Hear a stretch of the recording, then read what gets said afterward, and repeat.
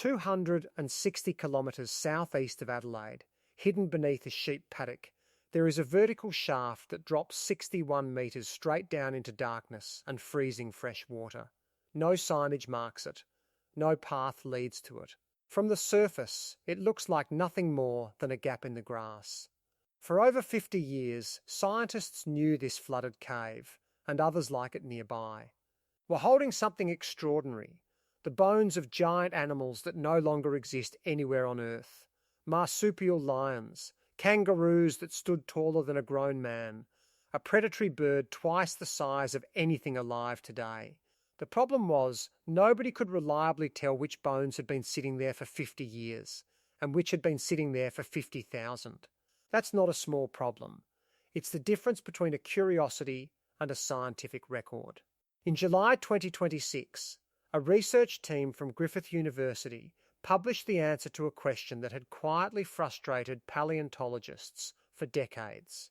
By studying 231 bones, pulled from 2 flooded cave systems near Mount Gambier, South Australia, they discovered that submerged bones carry a kind of fingerprint, an invisible signature left by light, water, and microscopic life that reveals roughly how long they've been down there and what happened to them after they arrived. It's a discovery that only became possible because of specialist divers willing to descend into some of the most dangerous confined spaces in the country. Sites with a documented deadly history of their own, a history that decades later is the very reason this research could be carried out safely at all. This is the story of what those bones were actually hiding. If you're new here, welcome to Hidden Origins. This channel is dedicated to unearthing Australia's unknown. The hidden caves, the sacred sites, the geological wonders, and the historical mysteries most people never hear about. We dig into the real science and the real Indigenous history behind them, without the exaggeration. If that sounds like your kind of rabbit hole, hit subscribe, because this particular mystery was only solved a few weeks ago. Mount Gambier sits in South Australia's limestone coast region, close to the Victorian border, roughly 450 kilometres southeast of Adelaide, built on top of the most recently active volcanic complex on the entire Australian mainland. As recently as around 4,000 to 5,000 years ago, this ground was still erupting, heating shallow groundwater until it flashed to steam and blue craters, known as maars, straight up through the limestone. One of those craters is now the Blue Lake, known in the Boandik language as War, the deep blue water supply for the modern city that sits around its rim. But the volcano is only half the story. Underneath all of it lies a limestone aquifer up to 150 metres thick, slowly dissolved by rainwater over millions of years into a vast hidden maze of caves, tunnels and voids. Where the roof of one of those voids eventually collapses, or where the water table drops low enough to expose an entrance, you get what geologists call a sinkhole, a nearly vertical opening straight down into the aquifer below. Water in this system generally flows from the northwest toward the southeast, eventually resurfacing at coastal springs many kilometres away, which means every sinkhole in the region is connected, however distantly, to the same slow-moving underground river. 2 of these sinkholes, Green Waterhole and Gouldens sinkhole, are the subject of this story. Green Waterhole, officially known to scientists as Fossil Cave, sits near the small town of Tantanoola. It formed roughly 125,000 years ago inside limestone that is itself around 30 million years old, and it is, quite simply, the only known extensive underwater vertebrate fossil deposit in the entire country. Gouldens sinkhole is a narrower, more dramatic feature, a near-vertical shaft plunging about 61 metres, 60 stories, straight down through solid rock into cold, clear fresh water, the kind of visibility divers describe as being able to see for tens of metres in every direction, provided nothing has disturbed the silt on the floor below. Neither site looks like much from the surface. Both sit on fenced-off private farmland, unmarked, unglamorous, easy to walk straight past. It's only once you're underwater, beyond the reach of daylight, that the true scale becomes clear. Chambers large enough to lose a building in, floors littered with bones that have been quietly accumulating, layer upon layer, for tens of thousands of years. Since the 1960s, specialist scuba divers have been recovering fragments from these depths, the jawbones of extinct predators, the skulls of animals with no living relative anywhere on the planet. Some of the material recovered from Green Waterhole dates back as far as 15 to 40,000 years. What nobody could do, until very recently, was confidently read the story those bones were trying to tell, whether a given skeleton had lain undisturbed since the day the animal died, or had been shifted, scattered, and mixed with far younger material long afterward. This landscape, the volcanic cones, the crater lakes, the limestone sinkholes riddling the ground beneath them, sits on the traditional country of the Boandik people, also written Bunganditj, whose language, Bunganditj, is now being actively revived by their descendants after generations of suppression. Mount Gambier itself carries the traditional name Beren. The blue lake is War. In the centre of the modern town, a sinkhole, now known as Cave Garden, carries the name Thuji, meaning bullfrogs, and for generations before European settlement, it served as a reliable freshwater source in a landscape where permanent surface water could otherwise be hard to find, especially during the drier months of the year. That's the pattern worth understanding here. In a region built on porous, water-hungry limestone, the sinkholes weren't obstacles to be avoided. They were often the only dependable water in the landscape, and the Boandik people's knowledge of exactly where to find them and how to use them safely would have been essential, practical, hard-won local knowledge passed down across generations. It's important to be honest about the specific sites in this story, though. Green Waterhole and Gouldens sinkhole are remote rural locations, known publicly today almost entirely through the cave diving community, rather than through any well-documented public record of specific traditional stories attached to them by name, unlike the town's more famous sinkholes such as Cave Garden or the Blue Lake. What is well documented is the broader relationship. This entire volcanic, cratered, cave-riddled stretch of Boandik country was never empty or unknown land. It was and remains a deeply understood landscape, one where the difference between a lake that gives water and a shaft that could take a life was exactly the kind of knowledge worth keeping, and worth passing carefully from one generation to the next. In recent years, the city of Mount Gambier has formally begun restoring that visibility, adopting a dual naming policy developed in close collaboration with Boandik elders, community leaders, and the Bunganditj Language Reclamation Committee, so that Beren, War, and Thuji now appear on official signage alongside their English names at 6 significant sites across the city. Boandik elder Auntie Michelle Jacqueline Fur has described the process as a form of healing, a way of restoring a sense of country and belonging that colonisation worked to erase. It's a reminder that the story of this landscape was never a blank page waiting for European science to arrive. It was already a mapped, named, carefully understood place, long before the first scuba tank ever went in the water. The modern story of these flooded caves is really 2 stories running in parallel. One about the price of learning to dive them safely, and one about what scientists eventually found once that was possible. In 1969, as recreational scuba diving spread through South Australia, cave enthusiasts began exploring the region's flooded sinkholes for the first time, often with equipment and training that would be considered wholly inadequate by today's standards. No reserve air supply, no reliable torches, sometimes not even a watch to track elapsed time underwater. On the 6th of April that year, 2 18-year-old divers entered Kilsby's sinkhole, a well-known site near Mount Gambier, intending to push past the depth of their previous dive together. Neither surfaced. They were found later at 40 metres, their air supply still not fully exhausted, lost in a disorienting, lightless space, with no way to find their way back out.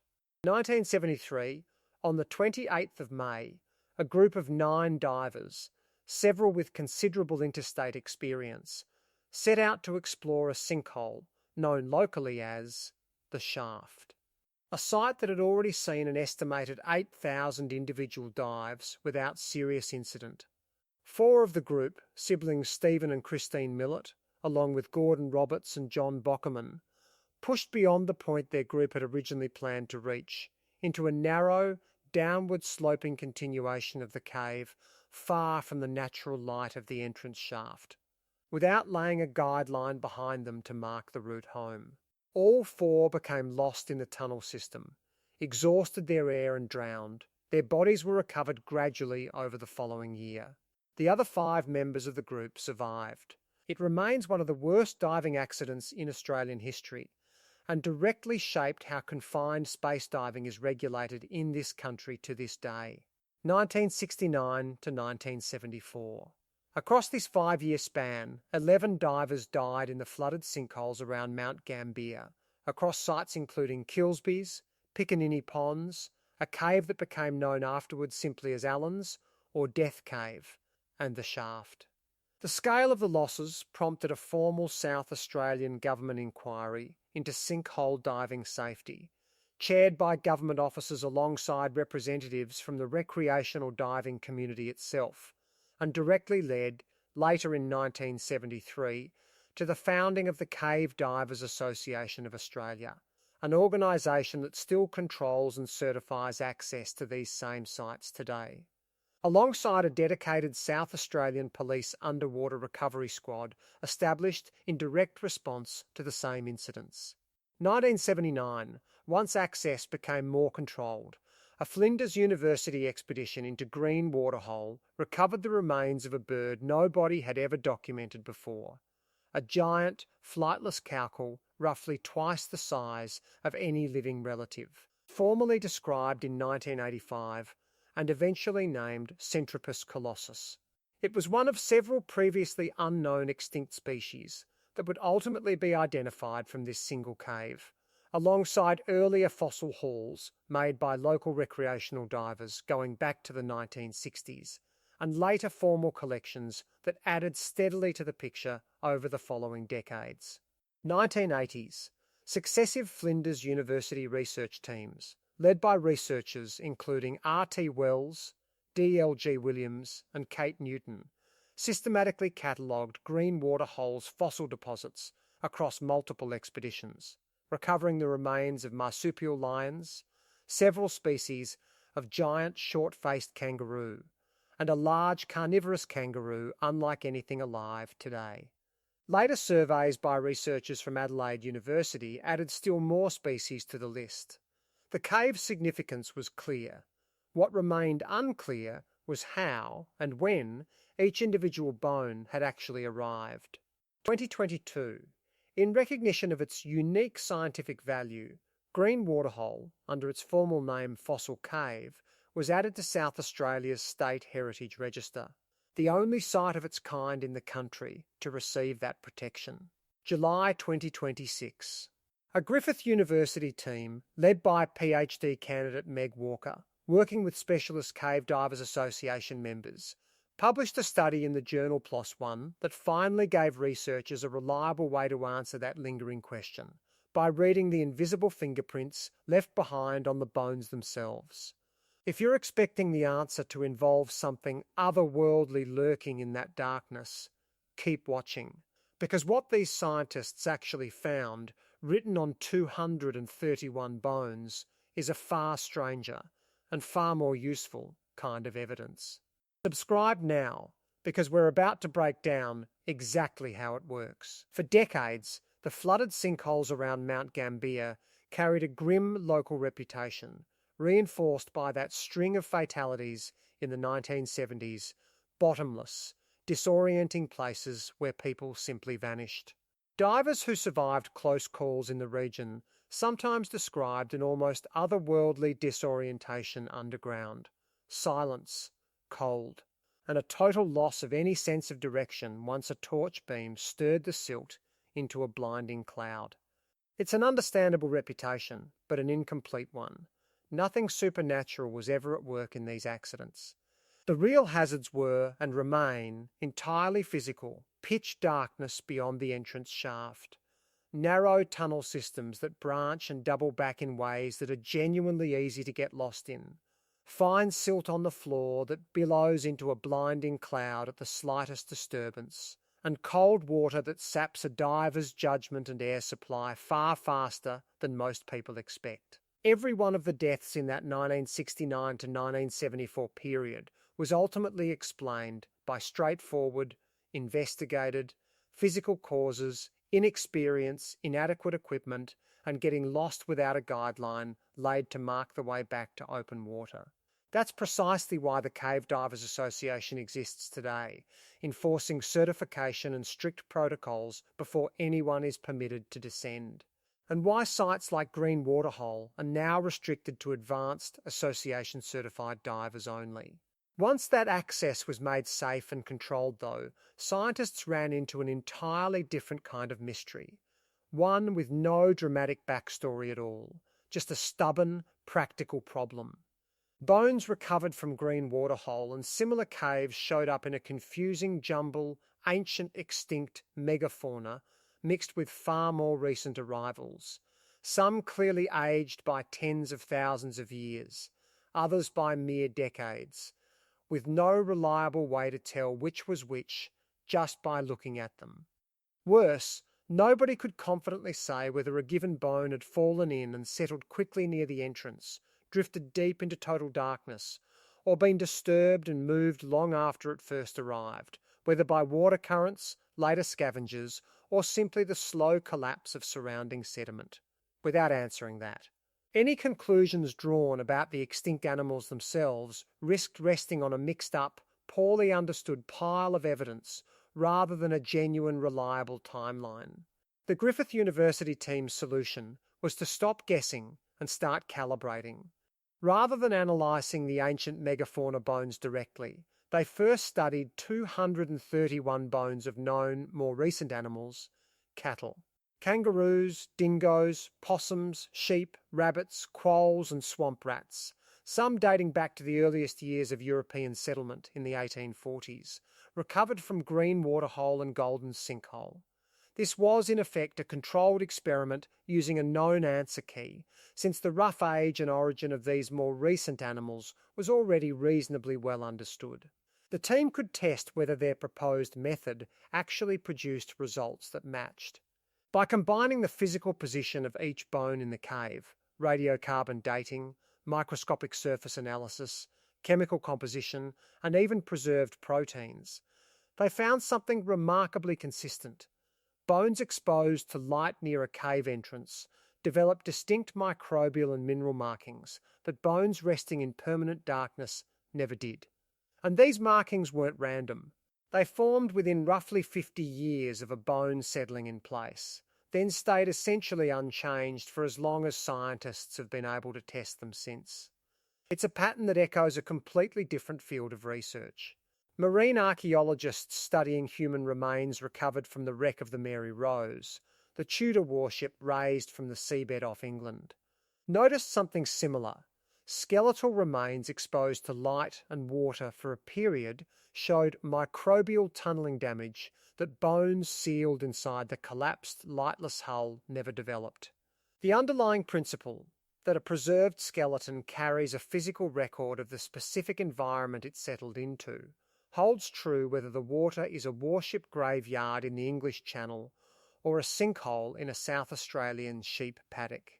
What that means in practical terms is that scientists now have a genuine dating and diagnostic tool built directly into the bones themselves, without needing to destroy or heavily sample the specimen to get it. A skeletal fragment's own surface can now tell researchers whether it's settled near a lit entrance or deep in permanent darkness, roughly how long it has been resting in place, and how much its position may have shifted since. Applied to Green Waterhole's older material, that same method can now help separate genuine. Undisturbed ancient deposits, the marsupial lions, the giant short-faced kangaroos, the extinct giant cowcal first identified there in 1979, from bones that arrived far more recently or were shifted by water movement long after the animal died. It's the difference between treating a fossil deposit as a single confusing heap and reading it as a layered datable archive, chapter by chapter, in the order it was actually laid down. None of this required inventing a mystery. The real discovery here is almost the opposite of what the setting might suggest. Submerged in freezing, lightless water, protected from the oxygen, insects, and scavengers that break down bone on dry land within years, these caves turned out to be extraordinary preservation chambers, in some cases holding finer surface detail than equivalent fossils found in dry caves anywhere else in the country. Green Waterhole's fossil record, built up this way over roughly 125,000 years, is now recognised as the only extensive underwater vertebrate fossil deposit known anywhere in Australia. Formally protected on the state's Heritage Register specifically because that depositional environment is so rare and so scientifically valuable. And the reason any of this was even possible traces directly back to the earlier, harder story. The 11 deaths between 1969 and 1974 were a genuine tragedy, but they're also the direct reason the Cave Divers Association of Australia exists, with its rigorous training, certification, and site management protocols. Its specialist DAR divers, operating under exactly those decades-old safety standards, who physically retrieved every one of the 231 bones behind this study. The safety systems built in response to a real, mundane, entirely human tragedy are the same systems that made this science possible at all. The ancient warning here isn't a supernatural one. It's simply this: treat a flooded cave with the same seriousness the Boandik custodians of this land always did, and the darkness will still, eventually, give up what it's holding. In the end, this is a story about patience paying off twice over. It took 50 years of controlled, careful diving, built on the hardest possible lessons, just to safely reach these bones. And it took one more careful study, reading fingerprints invisible to the naked eye, to finally let them speak clearly. 231 bones, pulled from total darkness, turned out to be holding a working method for finally understanding Australia's extinct giants properly, and it was published only a few weeks before this video went live. It's worth sitting with how recent that is. Everything else in this story, the volcano, the megafauna, the 11 divers who never made it back to the surface, happened years, decades, or thousands of years ago. The method that finally makes sense of all of it is barely a month old, somewhere in Green Waterhole and Gouldens sinkhole right now. There are still bones on the floor that have never been touched, waiting for a diver willing to go and get them. And now, for the first time, a reliable way to actually read what they have to say once they're back in the light. What do you think else is still sitting down there, waiting to be read correctly? Let us know in the comments, and if you want more of Australia's real, deeply researched history and mysteries like this one, subscribe to Hidden Origins.